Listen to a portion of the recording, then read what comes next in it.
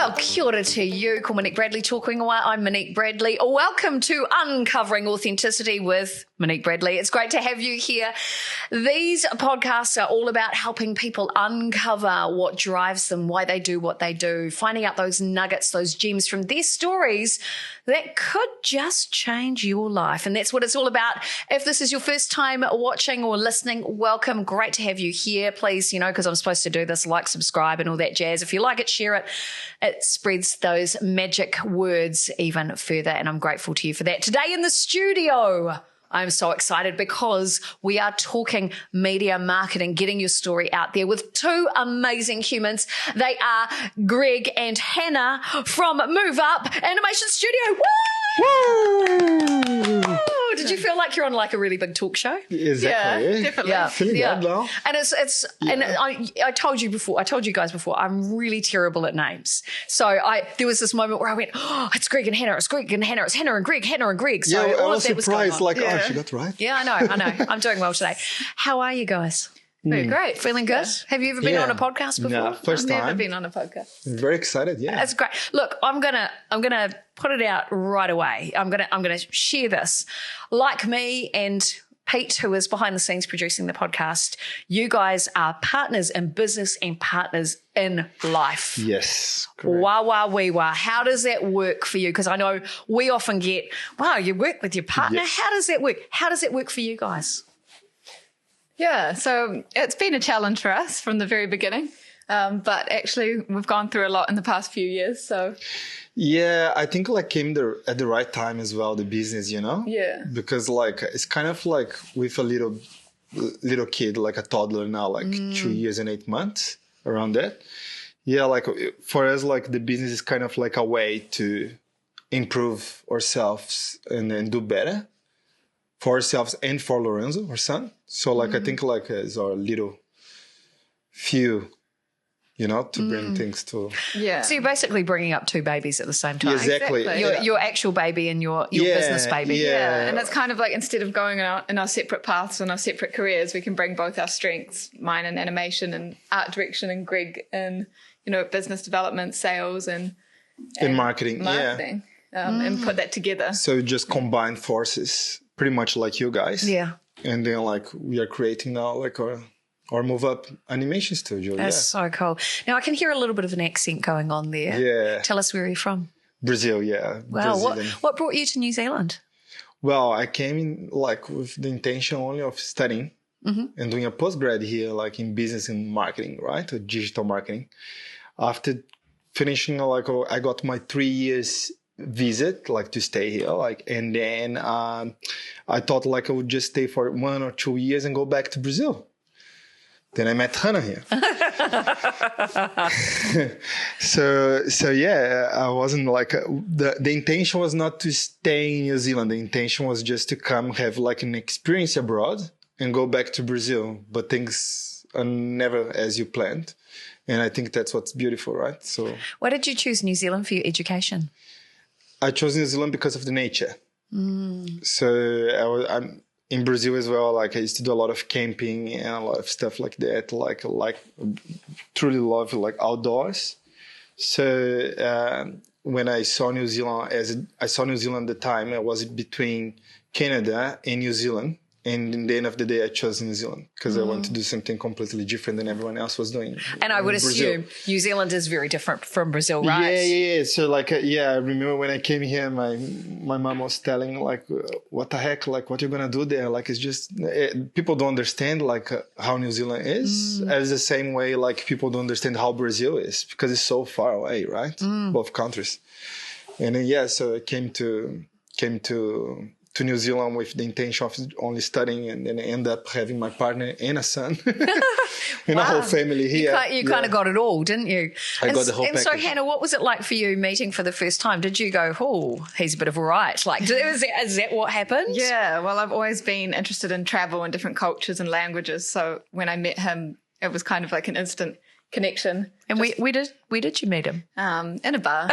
We're all good love stories are made. Yeah, exactly. In a pub. Yeah, great. But yeah, from there we just kind of clicked in that we had the same values and the same way we thought about different things and wanted to do the same sort of adventures and things. So, and I think that's so important, not just in a relationship, but in a business. That piece around values, I think, is so important for team cohesion, because you're a team, right? Yeah. And making sure that you're on the same path with the business goals and even the operations. Yeah. Do you think the strength of your relationship has formed a really good foundation for your business because of that?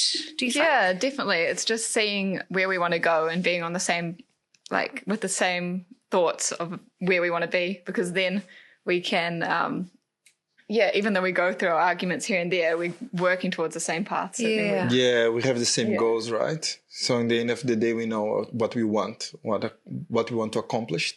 Yeah. And then we move from there.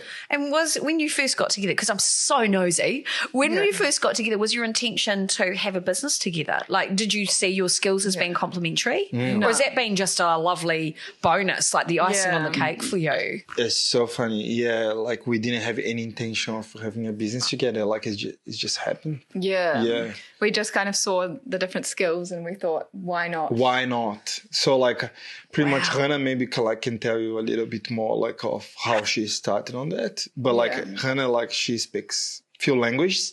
So she has like this skill of like self-taught. Yeah. Oh, right. Yeah. Like, that's actually called autodidactic learning. Oh, wow. There you go. Yeah. We talk. Pete and I often talk about this in educationals and webinars and things. It's a real skill. It is a real skill, right? So that came about. So when I met him, I was actually a primary teacher. And so, then we started living together, and then I started learning animation, motion design.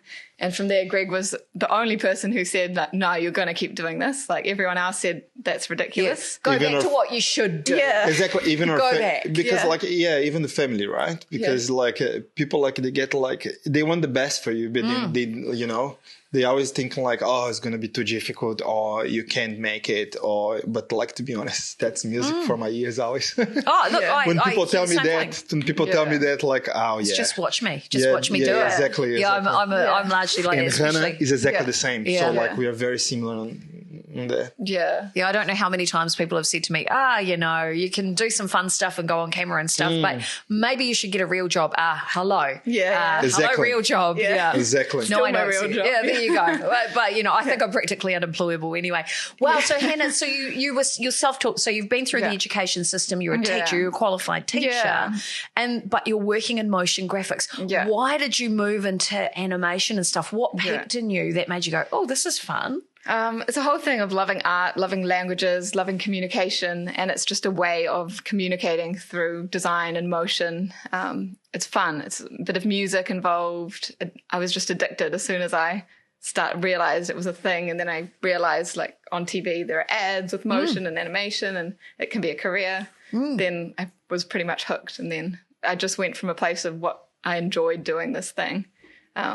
Because it is a language, right? Yes, it is a language. Like the whole motion design, motion graphic is like when I see Hannah doing, like I can see that sometimes she starts with the music, and then she just like follows the music to do the whole animation. Absolutely. So it's pretty much a language itself. Oh, it's a dance. It's a movement. A dance. And I agree. Having worked in TV for a number of years, and also my association with Sky Channel 83, and I'm involved with programming decisions or helping with the programming, or I'm the continuity announcer and things like that. And I'm seeing the way that advertising in particular has changed. Yeah. And so, watching other TV channels and looking at, big brands which were previously dominated by having, key spokespeople or actors on screen pretending to be a happy family, things like that. Talent. I've been that talent. But seeing the move away from real people stuff to a lot of graphics-based advertising, it seems that that's both a decision made for cost effectiveness, because paying talent and having to pay royalties year on year, because I am the recipient of those royalties. I know how much I get paid. It's good. But knowing too that with graphics, you can make changes relatively quickly. So I look at the likes of, say, Harvey Norman, and their advertising is dominated by graphics. Hannah, do you think that this is the way that brands will be moving even more so in the future? Yeah, definitely, because it's a way to be able to tell a story in any way that the client would want. So we really talk to the client about their vision, where do they want to go, how do they see their brand, and then we can make it happen. Just through creating graphics, creating animated characters. Bringing designs to life. How beautiful. There is that whole thing about the attention span, right? Yeah. Like, and when you understand like that motion graphics can just captivate the audience, like, you just follow with your eyes exactly like how the things move. If you understand that, like when you watch like an ads like on TV, like you are very like, oh, I want to buy that. Why do you want to buy that, right? There is a reason for that. Absolutely. And that motion graphics play like a big role on that. Wow. And so, Greg, you've come from doing your postgrad and you did marketing and media and that sort of thing.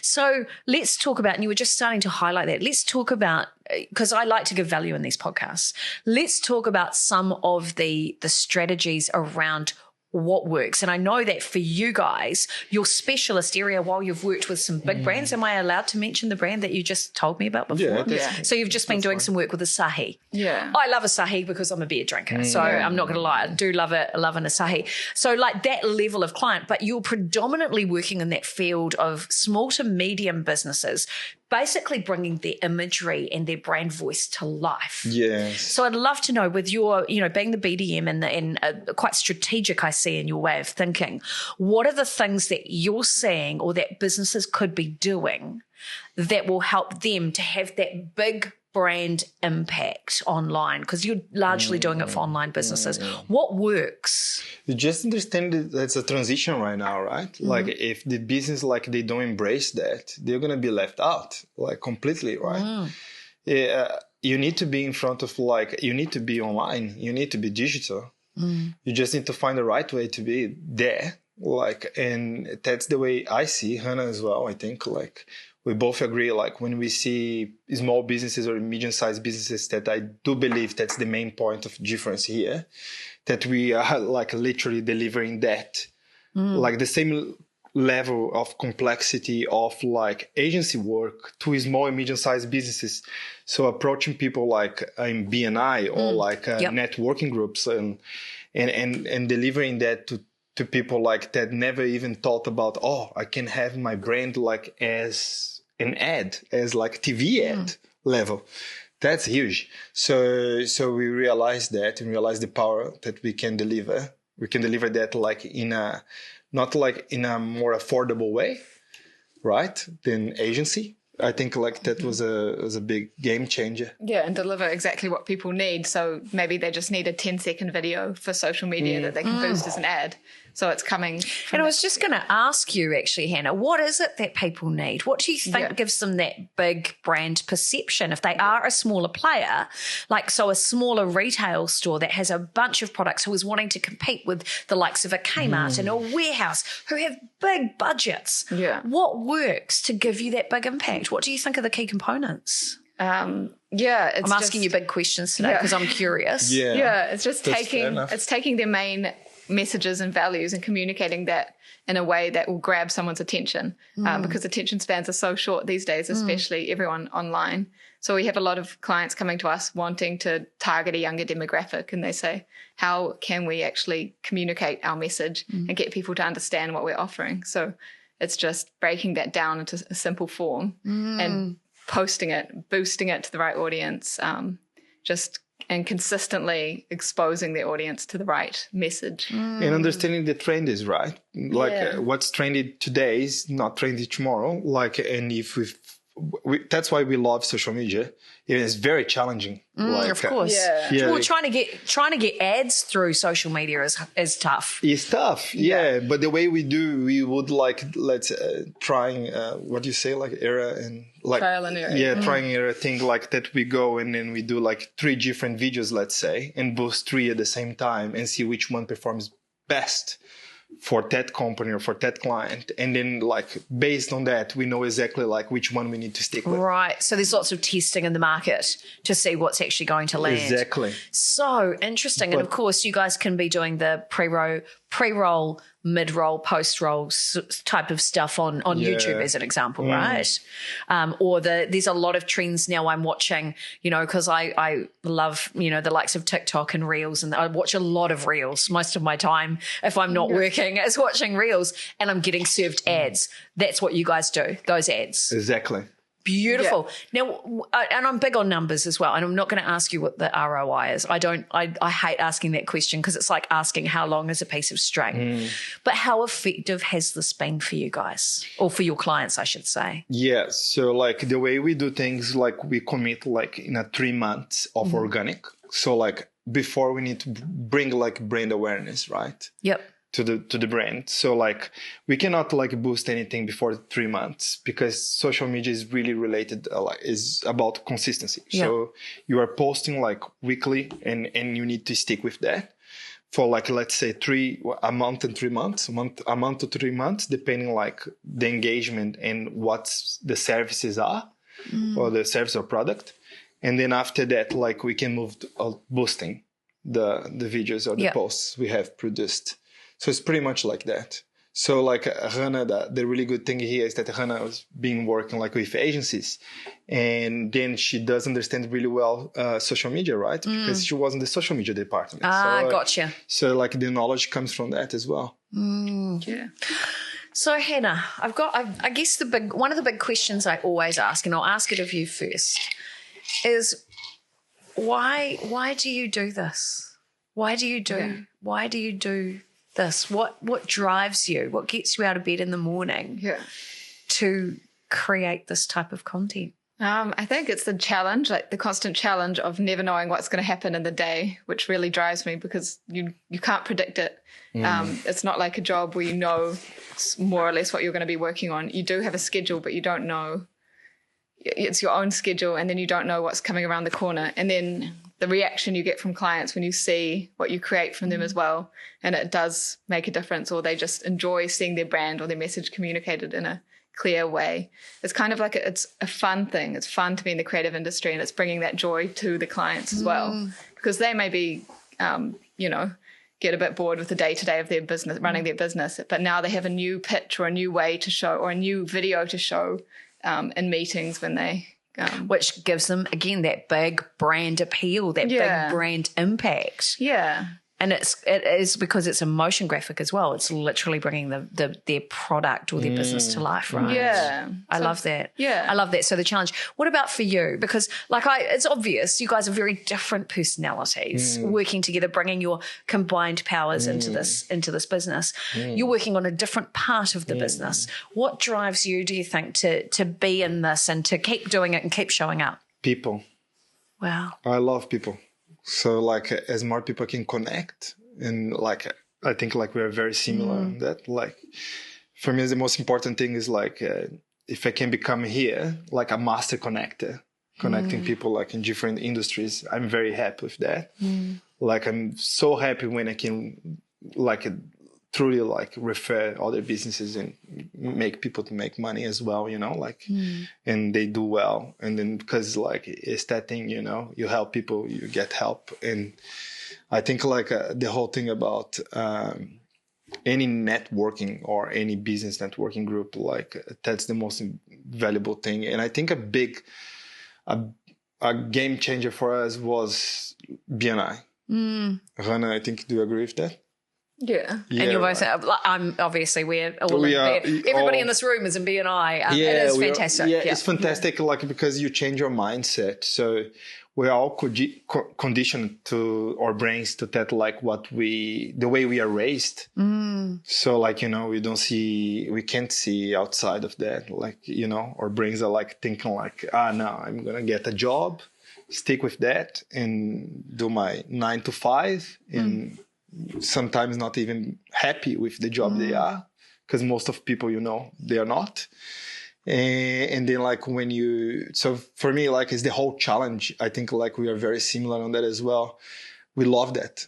The adrenaline on that. And it takes a lot to be an entrepreneur and a business owner. It does take a lot. And businesses like this, you're on a constant roller coaster. If you're not out there hustling, you don't get paid. I think it's very different from a salary job, as you would know from, being a teacher. And it's different from, I guess it's a commission sales role. We're all on commission because we're all in that business realm. But there is that buzz that comes with meeting people and going, hey, we want to work together. Wow, okay, yeah, great. Yeah. You know, there is something so satisfying. And like you said, being able to pick your hours and kind of being the master of your own fate. Yeah. I kind of like that. Yeah. I think it's, there's something about having that autonomy.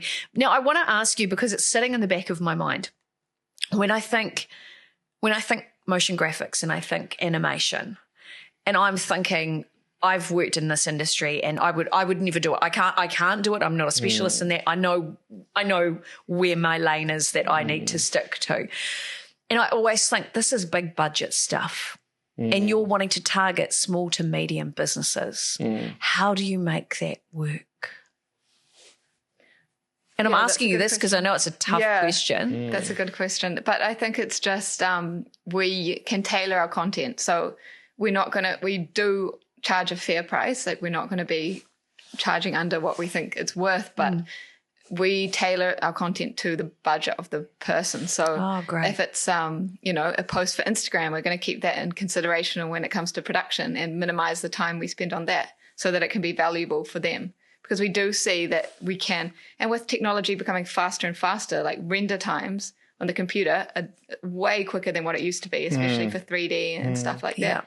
And AI, like we're taking on these tools and these different opportunities and software and updates just to be able to do things We more love efficiently. AI, by the way. I love AI. We love AI. And we think like AI is just a way to help us. Like, I agree. You know? Yeah. I absolutely Of course, agree. that some jobs would suffer from that, but I think like in the creative industry, it's amazing. I absolutely agree. And I know there are a lot of people out there who I talk to, a lot of business owners and entrepreneurs who go, oh, but you can wipe out whole industries. I think we all have to evolve. Technology is changing. We need to keep, as you've said, we need to keep moving with it. And I see a place for AI. And I also see the fact that we are all humans. Yeah. And what do we crave as humans? Real people connection. Real people. Yeah. The human interaction never will change. We will never change that. You can create a incredible render of a human who can speak like you and look like you and everything, but it is not you. It's not you. That's the one thing where I think we will be safe. We will absolutely be safe. So you're saying you can obviously tailor budget. So really understanding the client is really important. Yeah. And the results that you get, of course, you come out, and I have the same thing with video. At the end of the day, you come out with an asset that can be played over and over again. That sells for you 24/7. That gives you that big brand impact. Yeah. I think that's so important. So for businesses, because this is about authenticity and this is about why you do what we do, and we've covered all that. But I really want the thing I love most about these podcasts is it's almost what would I tell 16-year-old self, or what would if I had my soapbox to stand on, that I could share one of those life-changing messages that you've learnt through your work experience or your lived experience or just life realizations that could change someone's life or their business. What would that piece of wisdom be? Greg, I'm going to start with you. All right. That's fine. I think like my opinion is like always push yourself out of your comfort zone. You never will see change if you don't do that. And I think like that's I'm speaking for myself. I'm speaking also like for Hannah. Like that's what I like. That's why we do well together. I think that's we both we are quite adventurous and we like to push ourselves out of your comfort zone or comfort zone all the time. So that's the thing like that helped us a lot. And if I would tell anyone, I would recommend like, please don't stick with what you are doing, what you feel safe, because what you feel safe today is just going to let you in the same place forever. Wow. Yeah. That's beautiful. Beautiful. Hannah, what about for you? For me, it will probably be consistency. So whatever you want to do or achieve, envision that result, and then just keep, set a schedule and just just stick to it. If you miss one day, you miss one day, but don't miss 2 days, just keep going back to that thing and keep that goal in mind. and believe you're going to get there, because then you keep doing like the small actions, you know. People say that, but now like I'm finally starting to realize that, you know. So it's like whether that's exercise, whether that's in work, you know, just don't put yourself down, just keep doing the little things, and then you're going to get there. Yeah. And see, this is why I love this podcast. Yeah. Sometimes we talk about, you know, life lessons. Sometimes we talk about, you know, challenging experiences people have had. Yeah. It doesn't matter what it is. We always get to the stage where there's this glimmer, this moment of joy or wisdom that comes through from these chats, and it's such an honour to facilitate that. And I really want to thank you both for coming into the studio today. Oh, thank you so much. And so if people want to find out more about how they can take their business and create impact and I'm not doing advertorial, by the way, but I love what you guys do. I think what you guys because do is you amazing. Also understand. I'm a creative you too. Understand really well. Like we're all storytellers. Yeah, that's what we are, and the world needs more stories. Yeah. So if people want to find out more about you because they've loved what you stand for and they loved hearing from you guys today, and they're interested in learning more of your wisdom, how can they best get in touch with you? Please just open our website, so www.moveup.co.nz, and just book a free consultation with us. Beautiful. And we're gonna check, do our best to elevate your brand. I love that. Thank you so much. Thank you so much. Hannah, Greg, thank you. It's been an absolute joy having you in the studio. It's great to have you. Thanks. And if you want to find out more, all of the links are posted somewhere around this video. So make sure if you want to find out more. Again, I'm not here for advertorial, but I really like these guys. And if I like them, you probably will too. So I am Monique Bradley. This is Uncovering Authenticity. Thank you so much. If you're still here watching, thank you so much for sticking around. You are amazing. Your story matters too. So if you want to be on the podcast, if you want to find out more, get in touch. Thank you, Hannah, Greg. You guys are so amazing. Thank you. Woo! Big thanks also to Pete Ward, who's behind the scenes in the background, making all the magic happen. We couldn't do it without you. Woo! Woo! There you go. How was that? That was all right. That was good. We did it. Yeah. Well, yeah, I think it was terrifying. No. Terrifying. Yeah, that we're off. Terrifying. No, we're still recording. Oh, no. Oh, no. Yeah. That's pretty scary. Yeah. No. Cheers. Well done. Fine. No, Cheers. that was Well good. done. That was well done. That was good. Good question. Yeah, thank you. Really Well good done. questions. Thank you. Thank you so much. And I liked your the whole presentation at the beginning. I was like, wow. You know, it sounds so good. But I mean, that's your job. But like, that is my job. Still. Yeah, exactly. Rambling Pretty on. good. Like, the questions are amazing, man. Oh, thank like, you. Yeah. Thanks. Yeah. Cut. Oh, no. Oh.